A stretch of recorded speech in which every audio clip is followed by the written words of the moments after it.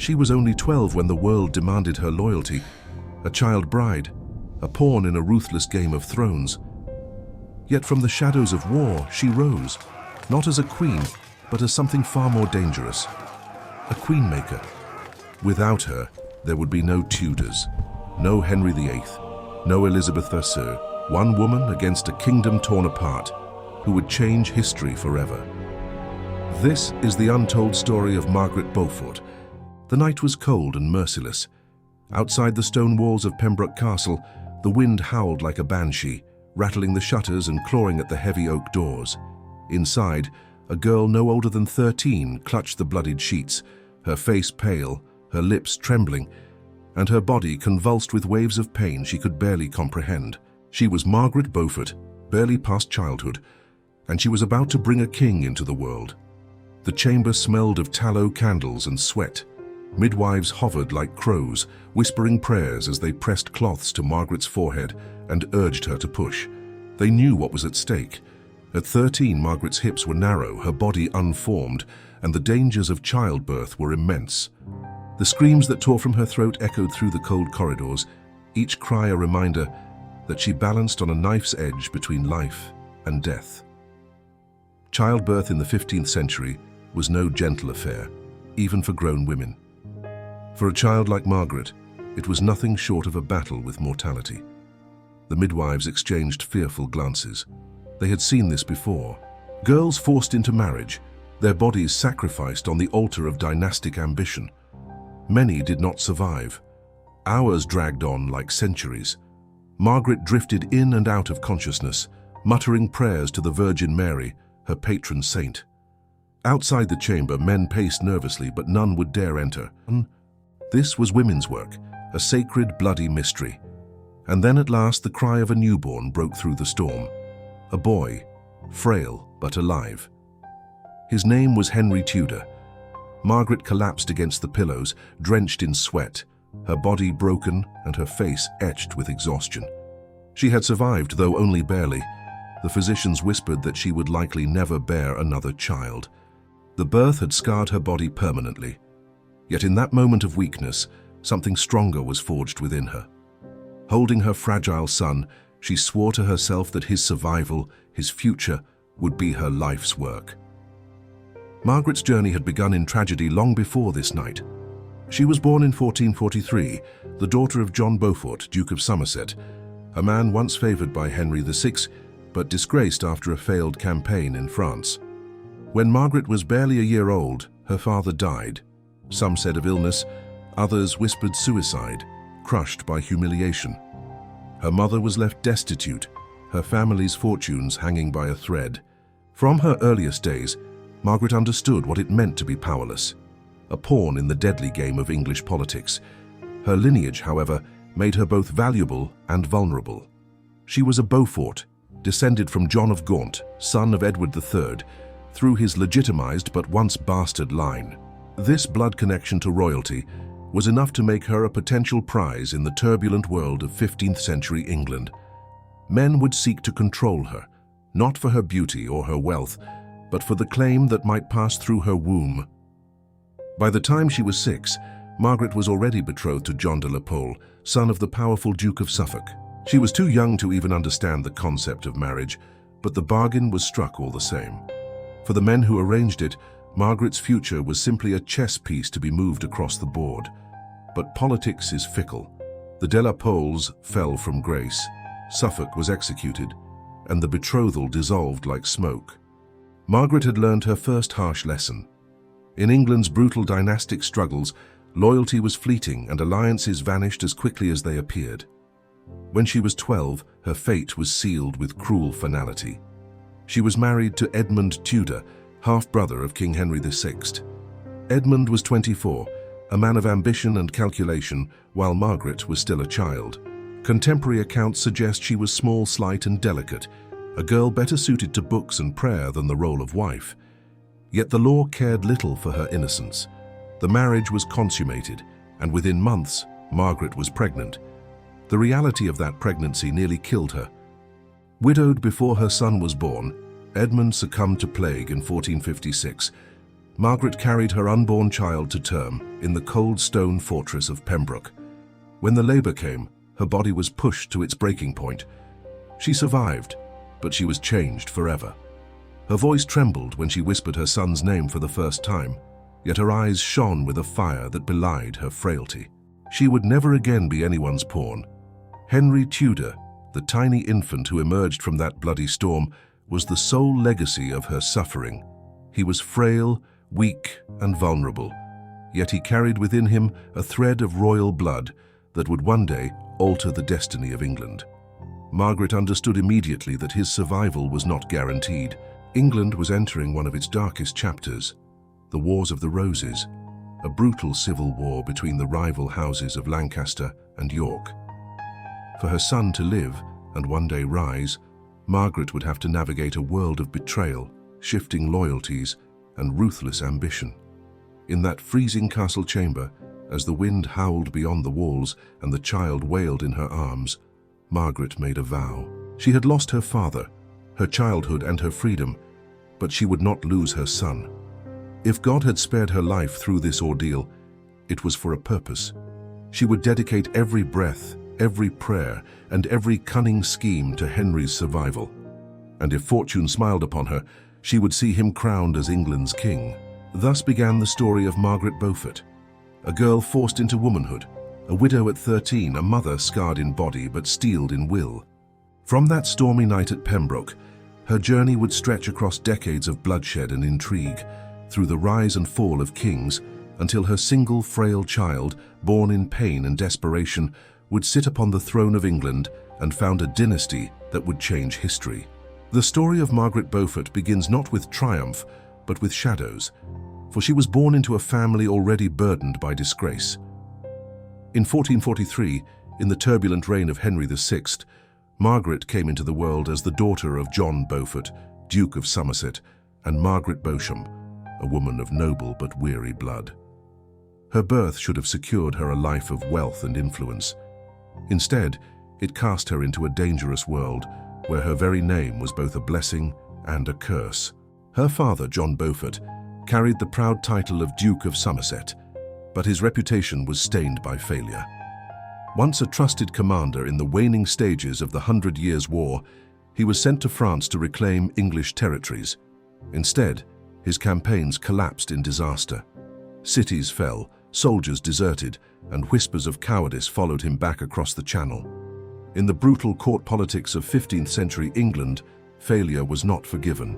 John Beaufort returned home disgraced, stripped of royal favor and consumed by despair. Within months he was dead. Some said illness, but others, with cruel certainty, believed it was suicide, a shame too heavy to endure. Thus, Margaret's life began with loss. She was only 1 year old when her father was laid in the ground, and her mother, left a widow, was forced to protect her child in a world that valued power above innocence. The Beaufort legacy was already complicated. Descended from John of Gaunt, son of Edward III, the Beaufort line was legitimized but forever shadowed by whispers of bastardy. Margaret inherited that stigma along with her noble blood. She was a living paradox, a girl whose lineage made her both an heiress of enormous potential and a vulnerable pawn in the hands of ruthless men. From her earliest days, Margaret was marked as valuable not for who she was, but for what she might produce. The men who surrounded her saw not a child, but a vessel through which dynasties could rise or fall. While other children played in gardens or learned their letters, Margaret's future was already being carved into contracts. At just 6 years old, she was promised in marriage to John de la Pole, heir to the Duke of Suffolk. It was a match meant to bind families together, a neat transaction on parchment that ignored entirely the girl at its center. For Margaret, there was no choice, no voice. Her hand was signed away as if she were a parcel of land or a chest of coin. Such was the way of noble daughters in 15th century England. They were raised not as independent souls, but as commodities to be traded in the ceaseless wars of power and position. But fate has a way of undoing the grand designs of men. The Duke of Suffolk, once powerful, fell swiftly and violently from grace. Accused of corruption, treason, and failures in France, he was banished and later murdered at sea. His son's betrothal to Margaret dissolved overnight. For a brief moment, Margaret was free of one bargain. But the lesson was seared into her mind. The world of alliances was built on shifting sands. Fortunes rose and collapsed in an instant, and those caught in between were left vulnerable to ruin. Margaret's childhood was never truly her own. Unlike the soft, romantic portraits that history sometimes paints of noble girls with embroidery hoops and music lessons, Margaret's youth was shaped by the looming spectre of politics. She watched as families rose to prominence one year, only to be dragged down to disgrace the next.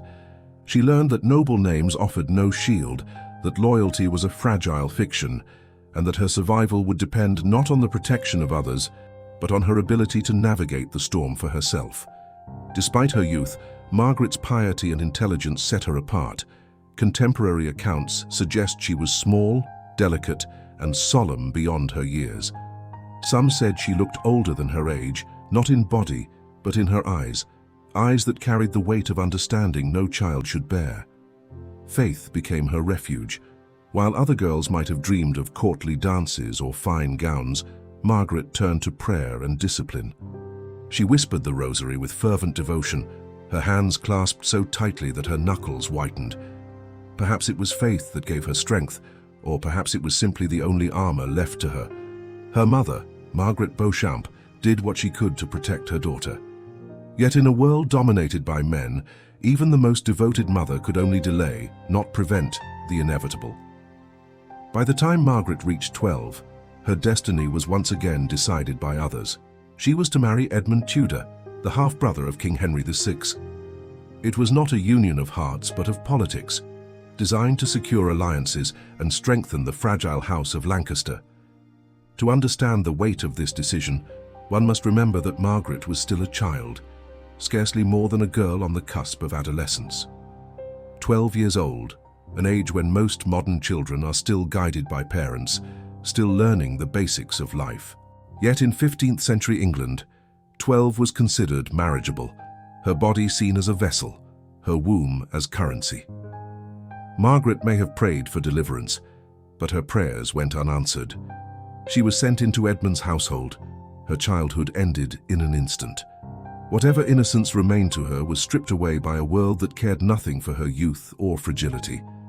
Edmund, a man of 24, was ambitious, calculating, and fully aware of the prize he had gained. Through Margaret, he could tie himself to royal blood and secure the future of his line. What she wanted was irrelevant. The marriage was consummated, and within months, Margaret's frail body carried a child. The experience of pregnancy at such a tender age was brutal. She had not yet finished growing herself, and now she was forced to bear the weight of another life. The physical toll was immense, the emotional burden even greater. She was a girl trapped in a woman's fate, her body broken in the name of dynastic ambition. But before her son could be born, tragedy struck again. Edmund Tudor died of plague in 1456, leaving Margaret a widow before she had even reached her 14th birthday. Pregnant, alone, and surrounded by uncertainty, she was forced to seek refuge under the protection of her brother-in-law, Jasper Tudor. In Pembroke Castle, she braced herself for the ordeal of childbirth, an ordeal that would nearly kill her, but also forge her destiny. The child she carried would be Henry Tudor, the future King Henry VII of England. But at this moment in Margaret's life, he was only a fragile promise, a hope carried in a frail girl's womb. The world saw her as a pawn, but Margaret was already transforming into something far more dangerous. Each loss, each betrayal, each shattering of her childhood had carved her into a woman of steel resolve. Her childhood was shaped by loss, her father's disgrace, her stolen innocence, her widowhood at 13. Yet within those losses lay the seeds of her future power. Margaret Beaufort was learning even then that survival demanded sacrifice, that faith must be wielded like a weapon, and that the Game of Thrones was played not by the strongest bodies, but by the strongest wills. And in Margaret that will was already being forged. Margaret Beaufort's childhood ended the moment she crossed the threshold into Edmund Tudor's household. Barely 12 years old, she was no longer seen as a child of promise, but as a bride, a bearer of heirs, and a tool in the ambitions of men far older and far more ruthless than she could yet comprehend. The marriage between Margaret and Edmund was not forged out of affection or even convenience. It was born from desperation. The House of Lancaster was crumbling under the pressure of rebellion, its fortunes fading in the Wars of the Roses. King Henry VI, pious and weak, was slipping further into bouts of catatonia, and his court scrambled for allies. The Tudors, though not royals by blood, had managed to stake their claim as half-brothers to the king, descendants of a Welsh family that had risen from obscurity. For Edmund, Margaret's hand was his chance to bind his family directly to the royal line. She, however, had no say. Margaret was 12. She still looked like a child, her frame slender, her face delicate, her eyes wide with the uncertainty of youth. The very idea of marriage, let alone the consummation that followed, was something she could not have fully understood, no matter how piously or dutifully she had been raised. And yet, the laws and customs of the time treated her not as a child to be protected, but as a prize to be claimed. Edmund Tudor was 24. In another world, perhaps he might have been a protector to her, a guardian, until she was old enough to step into womanhood. Instead, he acted with the cold pragmatism of a man who saw only opportunity. His marriage to Margaret gave him direct access to her vast inheritance, wealth tied to the Beaufort name. To secure it, he could not wait years. He needed heirs, and he needed them quickly. So, the union was consummated. Margaret's body, still small and fragile, bore the brunt of a reality she had no power to resist. What must she have felt in those first nights? Fear, certainly. Pain, inevitably. And yet beneath it all, perhaps a grim awareness. This was her duty, the path God had laid before her. For Margaret, faith was not only solace, but a weapon, the one thing she could cling to when her life was stripped of choice. Within months, Margaret was with child. For a girl of her age, pregnancy was perilous in the extreme. Her body was not fully formed, her hips too narrow, her strength not yet matured. Contemporary observers later noted that Margaret never bore another child, perhaps because this first, harrowing pregnancy left her permanently scarred, yet she endured it with a determination that would come to define her life.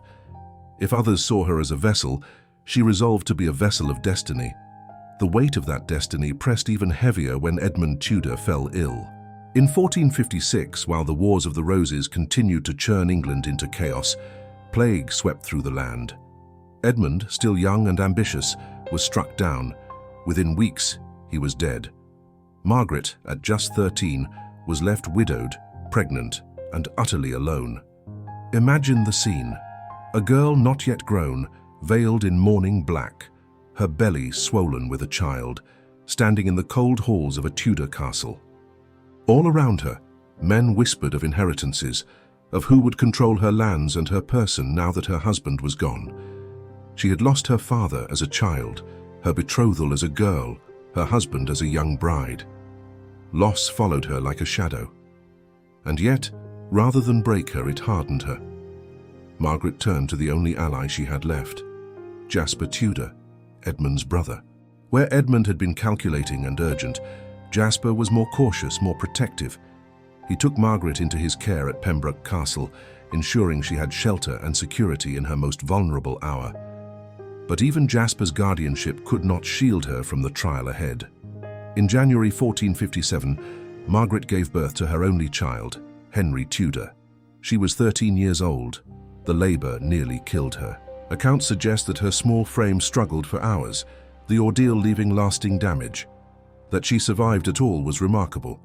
That her son survived in an age when infant mortality was cruelly high seemed nothing short of providence. For Margaret, Henry became everything. He was not merely her son, he was her redemption, her reason, her proof that the suffering she had endured was not in vain. She poured into him all the ambition, all the faith and all the resilience she had been forced to cultivate. While the world dismissed her as a pawn, Margaret already saw herself as a queen mother in waiting. But the world of 15th century England was not kind to widowed teenage mothers. Even with Jasper's support, Margaret remained a target. Her wealth, her titles, and her bloodline made her a prize for any family ambitious enough to claim her. She was quickly remarried to Sir Henry Stafford, a man older and politically cautious, intended to stabilize her position. Once again, her life was dictated by the ambitions of others, her future traded in contracts like coin. Yet something had changed within Margaret. The child bride who had been forced into marriage, forced into motherhood, forced into widowhood, had emerged from her suffering with a kind of steel. She was no longer merely enduring her fate. She was beginning to shape it. Quietly, carefully, she learned to maneuver. She built alliances, cultivated loyalty, and strengthened her reputation as a woman of profound piety. Her faith became both shield and sword. Margaret's devotion to God was unquestionable. She rose at dawn to pray, fasted rigorously, and gave alms with genuine devotion. But her piety also served another purpose. It disarmed her rivals. In a world where women were mistrusted in politics, her reputation for holiness made her appear harmless, even as she calculated every move with precision. The memory of her time as a child bride never left her. It was a wound she carried silently, a constant reminder of how powerless she had once been. But it also became the fire that drove her. If she had been used as a pawn, then she would learn to play the game better than any man. If her body had been exploited for the ambitions of others, then she would turn her son into the instrument of her own ambition. Margaret Beaufort, the child bride, the widowed mother, the survivor of unbearable loss, would grow into the architect of a dynasty. And all of it began with the ruthless lessons she learned in her earliest years of marriage. For in England's brutal age of civil war, innocence was a luxury no one could afford, and Margaret had been forced to surrender hers far too soon. Marriage in 15th century England was not simply a union of two souls. It was an exchange, a contract, a financial arrangement where wealth and lineage were bartered like commodities. Love, if it appeared at all, was an afterthought. The true currency of marriage was the dowry, and for women like Margaret Beaufort it was both a blessing and a curse. From the moment she could walk, Margaret's value was assessed not by her wit or her beauty, but by the lands and income she would bring to whichever man secured her hand. The Beaufort inheritance was no trivial matter. Vast estates, lucrative revenues, and the lingering aura of royal descent made her dowry one of the most coveted prizes in England. Men schemed for it, families quarreled over it, and kings sought to direct it into the hands of loyal supporters.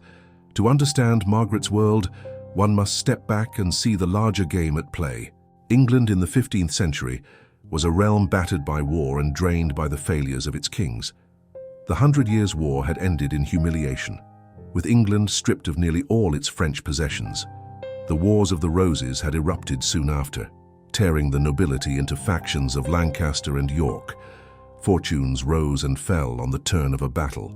In this uncertain landscape, dowries became lifelines, a means of consolidating power, shoring up failing finances, and forging alliances that might mean survival in a world teetering on chaos. For noble women, a dowry was rarely their choice to give. It was extracted, promised, and parceled out by fathers, uncles, and guardians. In Margaret's case, her father's early death meant her inheritance was controlled by others almost from the start. Every arrangement of her marriage, first to the de la Pole heir, then to Edmund Tudor, then to Sir Henry Stafford, revolved around how best to exploit her dowry. The girl herself was secondary. Consider the marriage to Edmund Tudor. At 12 years old, Margaret was not seen as a bride in the romantic sense, but as a conduit through which Edmund might claim her estates. The marriage was not rushed because Edmund loved her. It was rushed because if he did not secure her dowry quickly, another rival might. And so, Margaret was forced into consummation before her body was ready, because time, for Edmund, was money. This practice was not unique to Margaret's story. It was the rhythm of aristocratic life. Dowries were often negotiated with the precision of military treaties. Land deeds were swapped, manors mortgaged, debts forgiven, all to secure a bride whose inheritance might tilt the balance of power. A girl of noble birth might be passed from one match to another, like a token on a game board. To her family, she was an asset. To her husband, she was collateral. The irony was that dowries meant to protect a woman's future often left her vulnerable. Once transferred, her wealth was absorbed into her husband's estate, controlled by his family, his lawyers, his retainers. If she was widowed, as Margaret was at 13, Reclaiming even a fraction of her dowry was a grueling legal battle. And yet, this was the only leverage she had. To lose her dowry was to lose her voice in a world that already dismissed women as insignificant. For Margaret, this constant precariousness sharpened her instincts. She began to understand money not as mere wealth, but as power. With lands came retainers, with retainers came influence, with influence came protection. A woman who controlled her dowry, even in part, could wield it like a sword in a man's world. And so, from her teenage years, Margaret cultivated the skill of negotiation. She was polite, pious, and deferential in public. But behind closed doors, she learned how to bargain, how to pressure, and how to secure the most favorable outcome possible. The system of dowries, however, had broader consequences for England itself. It drained noble houses, forced alliances that sowed further discord, and bound women into marriages that rarely fostered stability. Even kings were not exempt. Henry VI's marriage to Margaret of Anjou was secured only with a lavish dowry arrangement, and it drained England's coffers at a time when the crown could least afford it. The resentment it bred among the nobility fanned the flames of the Wars of the Roses. The politics of love were, in reality, the politics of money. Margaret witnessed this firsthand.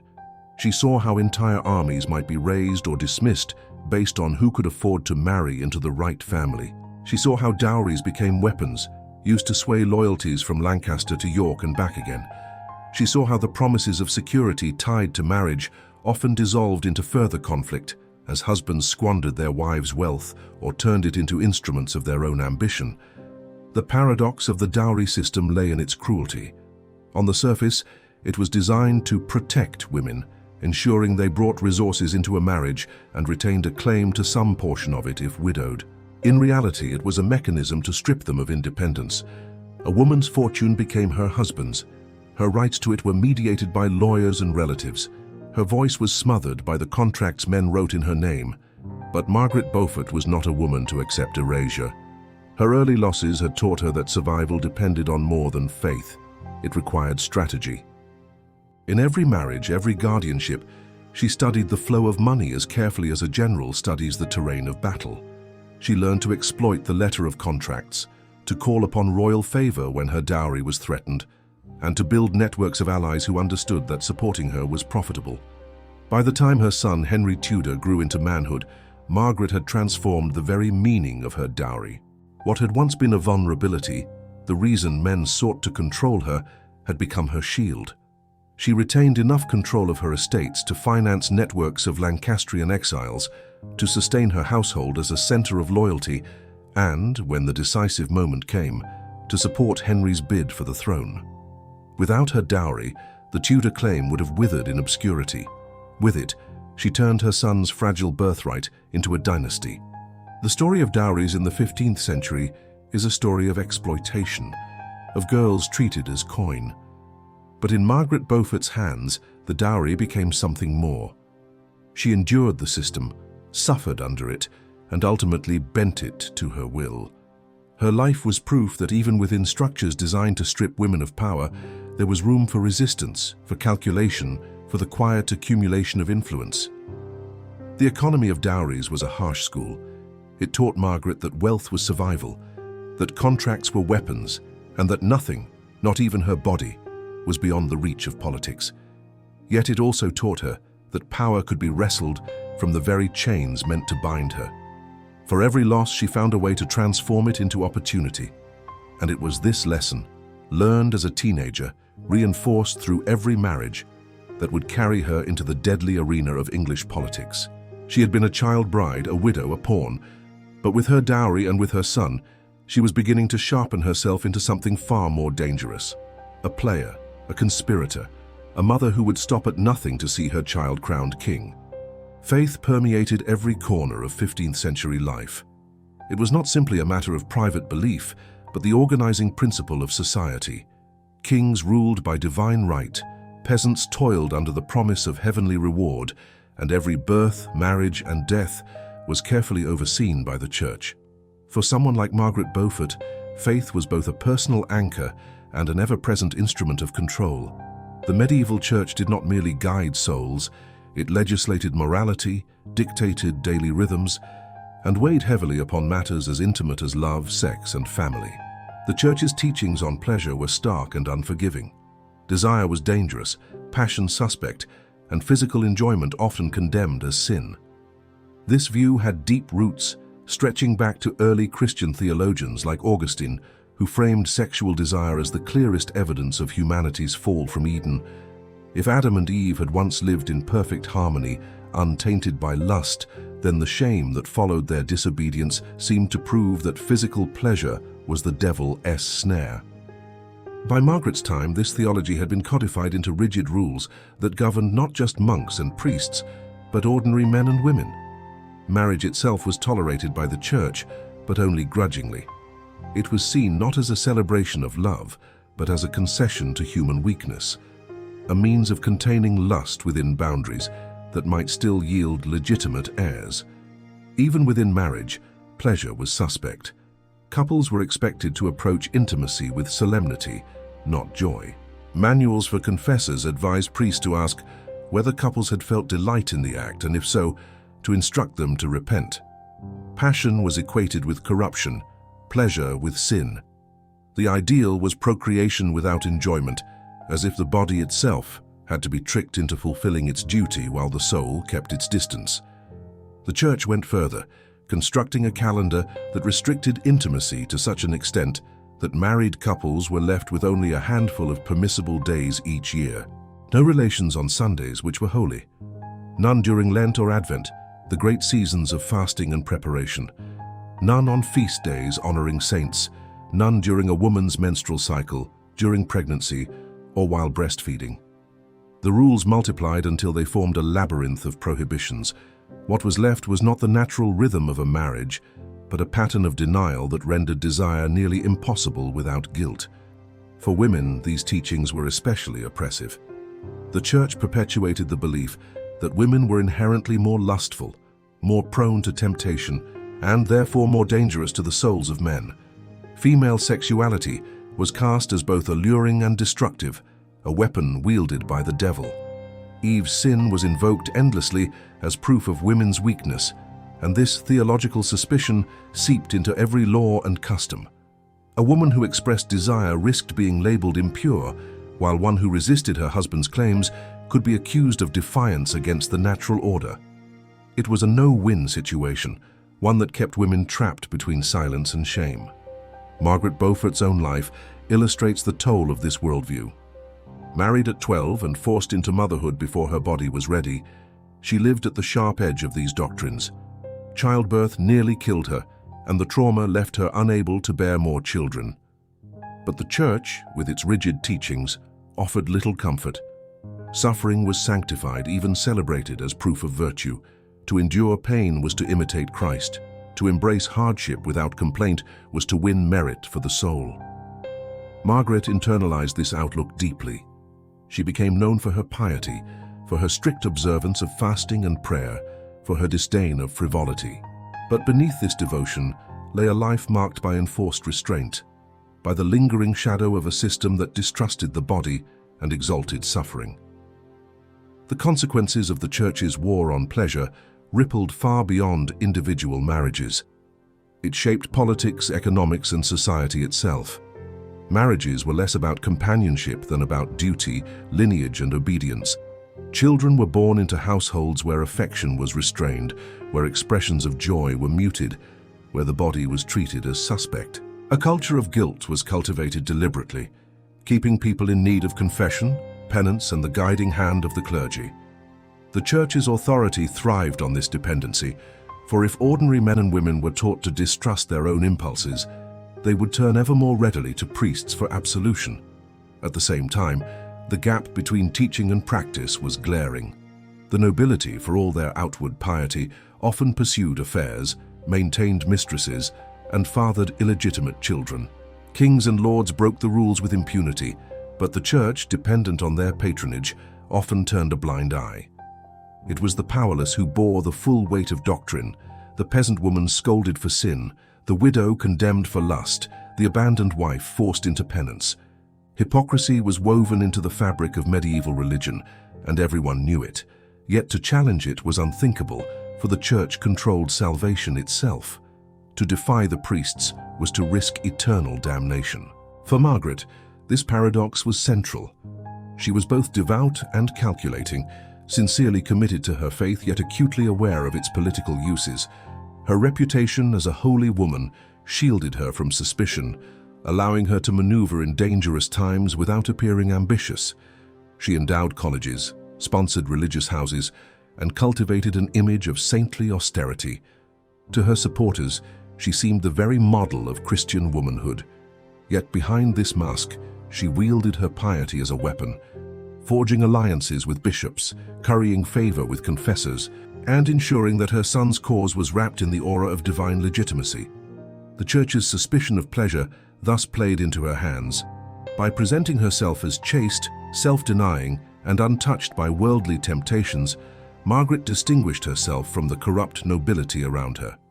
Her widowhood, far from a limitation, became a badge of sanctity.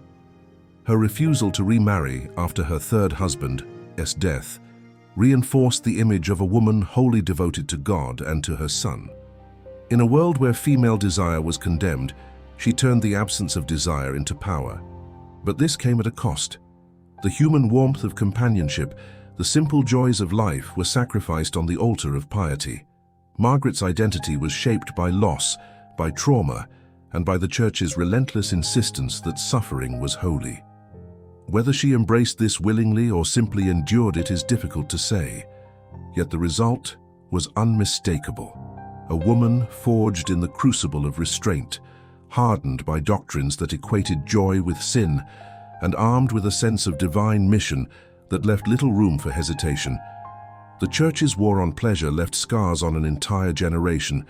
It robbed marriages of tenderness, burdened women with shame, and taught men to view dominance as godly duty. It created a world where the body was feared, where passion was distrusted, and where suffering was sanctified. Yet in Margaret Beaufort, this bleak theology found a paradoxical expression. She turned the very constraints meant to weaken her into the foundation of her strength.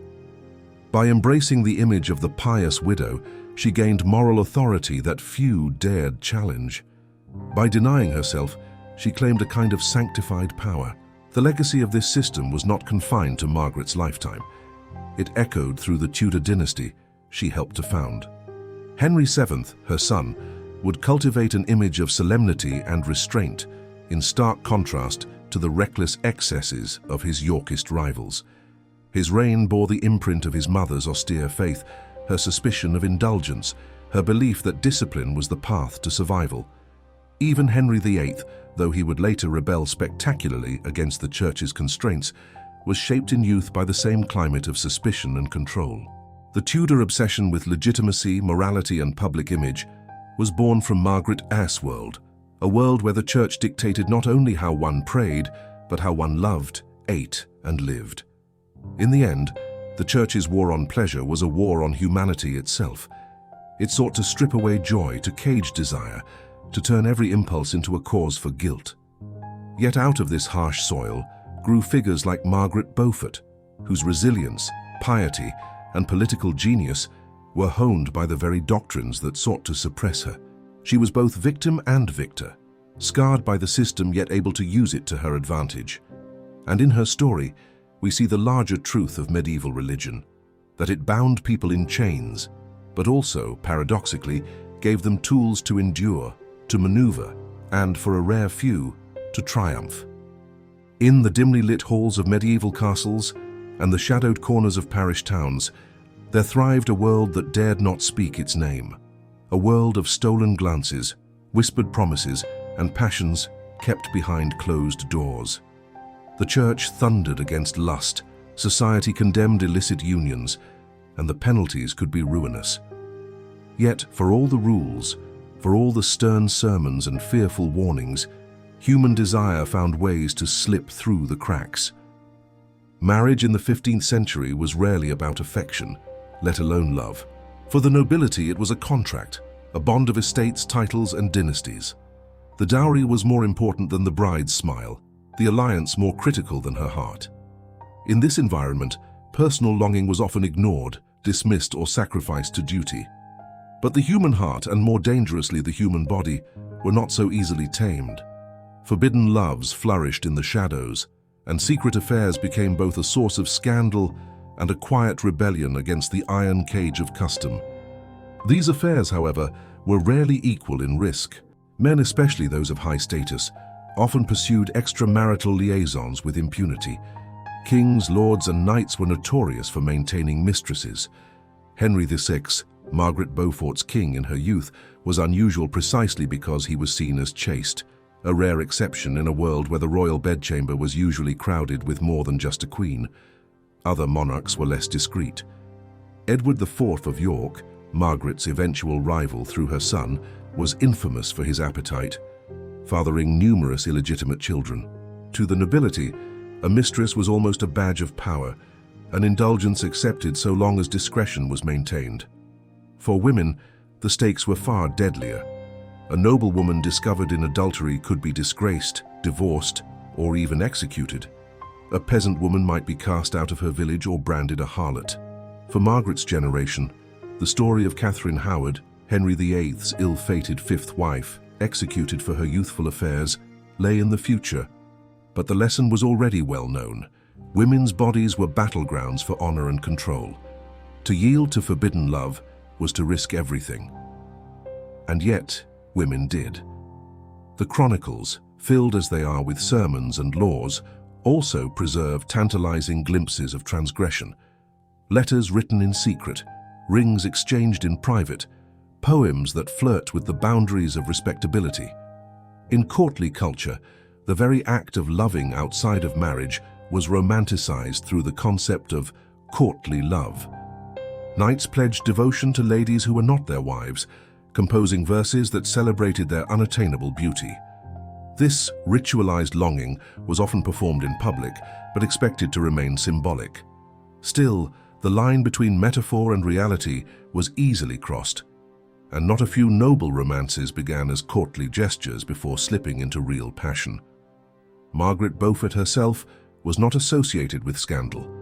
Her reputation for piety and self-denial made her an unlikely candidate for secret affairs. But the environment in which she lived was saturated with them. The Wars of the Roses, that brutal conflict that shaped her life, was fueled as much by illicit unions and illegitimate claims as by armies. Edward IV's bastards would haunt the Yorkist cause. Noble heirs were legitimized or delegitimized based on whether their parents' unions were blessed by the church. Forbidden loves were not only personal risks, they were political earthquakes. Consider, for instance, the case of Edward IV and Elizabeth Woodville. Their marriage, conducted in secret in 1464, was a scandal of its own. Elizabeth was not of royal blood, and worse, she was a widow, a woman who had already given herself to another man. For Edward to choose her in defiance of his advisors was seen as shocking, even reckless. Yet it was love, or at least desire, that drove him. That union would ultimately shape the Yorkist dynasty and spark resentment among the nobility, many of whom felt their king had betrayed them for passion. Here was the paradox of forbidden love. At once dangerous and irresistible, capable of toppling thrones as much as breaking hearts. The church, of course, thundered against these liaisons. Priests railed against adultery, branding it a mortal sin that endangered the soul. Confessionals were filled with whispered admissions of forbidden acts, and penances were prescribed with severity. But while the poor might be forced to endure public humiliation or harsh punishment, the wealthy could often purchase absolution. A generous donation to a monastery, a gilded altar in a cathedral, money as ever softened the blow of sin. Hypocrisy reigned, and everyone knew it. Among the nobility, secrecy became an art form. Lovers developed codes, flowers left in chambers, symbols woven into embroidery, messages concealed in devotional books. Servants were bribed to look the other way, chaplains to keep silent.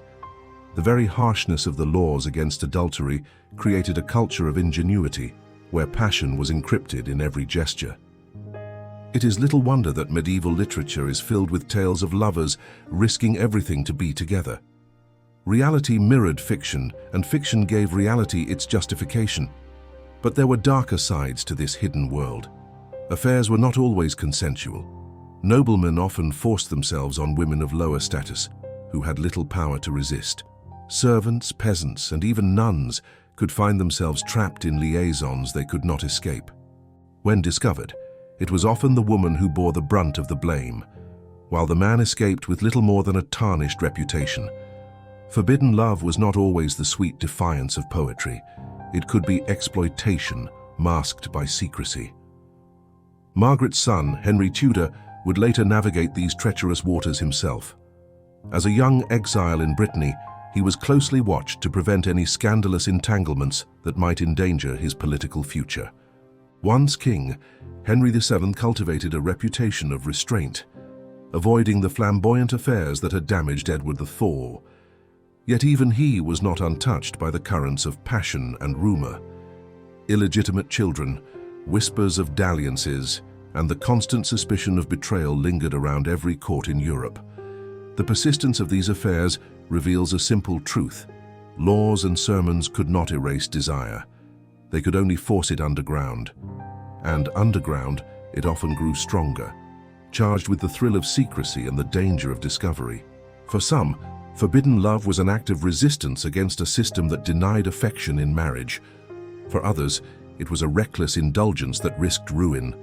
For many women, it was both, a gamble with their lives and reputations, for the fleeting reward of passion in a world that told them they were not meant to feel it. Margaret Beaufort stood apart from this culture, or at least appeared to. She embraced the image of the chaste widow, the woman untouched by desire, the holy matriarch whose life was defined by duty rather than longing.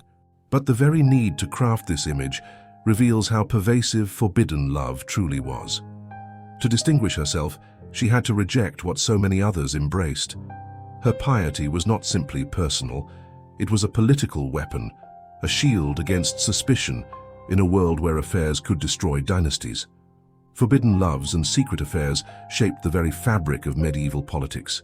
They influenced successions, sparked rivalries, and fueled wars. They blurred the lines between love and power, passion and duty. And while Margaret Beaufort may have chosen the path of restraint, she lived in a world where desire could topple thrones, where a single kiss could spark rebellion, and where every whispered promise carried the weight of scandal. In the end, these hidden affairs remind us that beneath the armor of knights, the robes of priests, and the veils of noblewomen, there beat human hearts. Hearts that longed, that strayed, that defied the rules. And though the chroniclers tried to cover them in shame, though the church tried to bury them in silence, the stories of forbidden love endured, a testament to the irrepressible power of desire in a world that feared it. In the world Margaret Beaufort inherited, widowhood was supposed to mark the end of a woman's power, the slow fading of her influence into quiet piety, and the careful retreat into domestic silence. But for Margaret, and for other women of her time who learned to wield it, widowhood became a weapon and chastity a crown. What society meant as limitation, Margaret transformed into liberation, bending the expectations of her age until they became instruments of authority. From her earliest years, Margaret's life had been shaped by the men who claimed control over her. Married and remarried before her body had even finished growing, she had been told where to live, whom to obey, and when to bear children. Her only son, Henry Tudor, had been wrenched from her side by politics and peril, and much of her youth was spent navigating the storms of civil war. By the time she emerged into middle age, Margaret understood better than most the fragility of security in a woman's life. She also knew that survival required something more than obedience. It required strategy. Widowhood was her opportunity. When her third husband, Thomas Stanley, died in 1504, Margaret could have remarried again. She was still only in her early 60s, a respected matriarch, and wealthy in her own right. Suitors would not have been lacking. The Dowager Countess carried with her both prestige and fortune, but Margaret made a deliberate choice. She declared herself soul and soul, taking a vow of chastity that freed her from the shackles of future marriage contracts. It was, in many ways, a radical act. To modern ears, a vow of chastity may sound like self-denial. In Margaret's world, it was closer to self-determination. So long as she remained unmarried, no man could claim her lands, her dowry, or her household. No husband could override her legal authority or redirect her fortune. In an age when even queens consort were defined by the wills of their husbands, Margaret carved out a sphere of independence. Her chastity was not only a pious display, but also a political shield.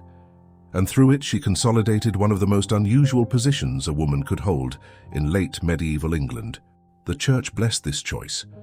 Clergymen praised the widow who turned from worldly pleasures to embrace the life of a holy matron. Widows who chose chastity were likened to saints, figures of purity who were closer to God. Margaret leaned into this image, using her wealth to found colleges, sponsor chapels, and endow religious institutions. At Cambridge, the Lady Margaret Professorships of Divinity bore her name. Through these acts, she cultivated a reputation as a benefactress of faith, a woman whose widowhood was sanctified through devotion. But her vow was not only for God, it was for Henry. Margaret's careful management of her estates, her wealth, and her alliances was critical to securing the stability of the fledgling Tudor dynasty. Henry VII trusted his mother implicitly, relying on her counsel in matters of politics and policy. She wielded influence not by flaunting power, but by cloaking it in humility, the image of the pious widow who acted only in service of God and her king. Few suspected, or dared to say aloud, that her vow of chastity was also a vow of sovereignty. There was precedent for this. Across medieval Europe, powerful widows used chastity as a shield. Eleanor of Aquitaine, after decades of marriages and rebellion, retired into the role of widow and regent, guiding her son Richard the Lionheart's reign. Isabella of Castile's mother, Isabella of Portugal, had embraced widowhood as a means to hold authority in her son's minority. In Margaret's own time, Cecily Neville, the Duchess of York and mother of 2 kings, cultivated the image of a holy widow in her final years, using it to maintain influence in her vast family. What set Margaret apart was the precision with which she used this role. She carefully balanced her image as a humble matriarch with the reality of her active involvement in statecraft. She sat at council meetings, negotiated marriages, and oversaw estates that stretched across England. She was, in effect, a co-ruler alongside her son, though she would never have dared to call herself so openly. Instead, she wrapped her authority in the language of service, ensuring her power was accepted rather than resented. Her widowhood also gave her freedom from the dangers of childbirth, a spectre that had haunted her life from the moment she bore Henry at just 13. For noblewomen, the risk of death in childbirth was constant and terrifying. To embrace chastity was to step outside of that cycle of peril, to preserve one's body and, by extension, one's ability to act. Margaret's vow not only liberated her from husbands, but also from the fate that claimed so many women of her age. Still, her decision was not without sacrifice. She lived in a culture that celebrated women primarily as wives and mothers, and to reject remarriage was to reject one of the few socially approved paths to relevance. But Margaret was no longer willing to be defined by the choices of men. She had done her duty, producing an heir who now wore the crown. Now she would define herself. The chastity that others might have pitied became, for her, a badge of honor. The image of Margaret Beaufort as the pious widow is one that endured long after her death. Portraits depict her in black, her face thin with austerity, her hands folded in prayer. Yet beneath that surface was a woman who had mastered the art of power in a society that gave her so few legitimate avenues to claim it. By renouncing marriage, she had claimed her life. By renouncing desire, she had secured influence. By clothing herself in humility, she had ruled without a crown. In the final years of her life, Margaret presided over the transition from her son Henry VII to her grandson Henry VIII. She lived just long enough to see the Tudor dynasty secured, her careful planning vindicated. Her vow of chastity, made decades earlier, had allowed her to steer her family through the treacherous waters of succession. And in the process, she left a model of how women denied open authority could still wield extraordinary power. Widowhood in the Middle Ages was supposed to reduce women to the margins of society. But Margaret Beaufort demonstrated that it could be transformed into something else entirely, a cloak of independence, a platform for authority, and a legacy that outlived the limitations of her sex. Chastity in her hands was not silence, it was strategy. The story of Margaret Beaufort does not end with her death in the summer of 1509. In truth, her legacy only began to bloom once she had left the world behind. Few women in English history have cast such a long shadow without ever wearing a crown, and fewer still have managed to shape a dynasty as she did. To understand the Tudor age, its triumphs, its excesses, its tragedies, one must begin with the quiet, relentless, and calculating woman who set it in motion, the queenmaker. Margaret had spent her life navigating the ruthless chessboard of 15th century England. From the trauma of bearing Henry Tudor at just 13 to the long years of uncertainty when her son was in exile in Brittany, she had learned that survival was not about strength alone, but about patience, calculation, and timing. When the Wars of the Roses tore England apart, Margaret did not command armies in the field, nor did she wear armor into battle. Instead, she worked in whispers, in alliances, in secret promises sealed in candlelit chambers. Her greatest triumph came not on Bosworth Field, but in the marriage bed she arranged for her son. Henry Tudor wed to Elizabeth of York, uniting warring houses beneath a single crown. It was Margaret who had envisioned this union long before Bosworth. She understood, better than most men of her age, that legitimacy in a fractured kingdom could not be won by victory alone. It needed reconciliation, a joining of bloodlines that would silence claims and soothe old wounds. The marriage of her son to York's princess was not just a love match, though it may have held some tenderness. It was the foundation of a dynasty that would rule England for more than a century. Every triumph of the Tudors, every monument they built, every story that still captivates us about Henry VIII and Elizabeth I owes something to Margaret's foresight. Her influence did not vanish when Henry Tudor seized his throne. As the king struggled to secure his position, it was his mother who stood as his confidant and advisor. She sat in council, she handled finances, she orchestrated alliances. Unlike so many women of her age, she did not fade into the background once her son was crowned. Instead, she was acknowledged openly as "My Lady the King's Mother," a title that reflected the unique authority she carried. In many respects, she functioned as a co-ruler, her hand guiding the ship of state alongside her son's. Her final years coincided with one of the most critical transitions in English history, the death of Henry VII and the ascension of Henry VIII. Margaret outlived her son by only 2 months, long enough to see the coronation of her grandson. It was as if she had been holding her breath, keeping the dynasty steady until the next Tudor was secure on the throne.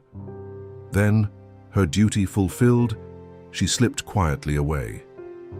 The timing itself feels almost symbolic, as though Margaret's life had always been tied to the destiny of her bloodline. She had lived for Henry, and she died once his legacy was safe.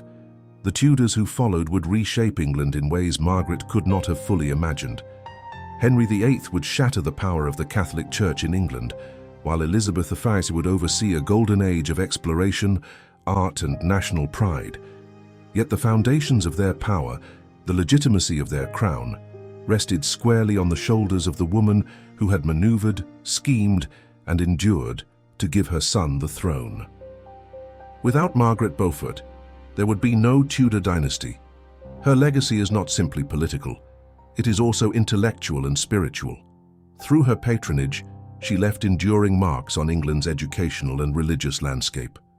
She founded Christ's College and St. John's College at Cambridge, institutions that continue to shape scholarship to this day.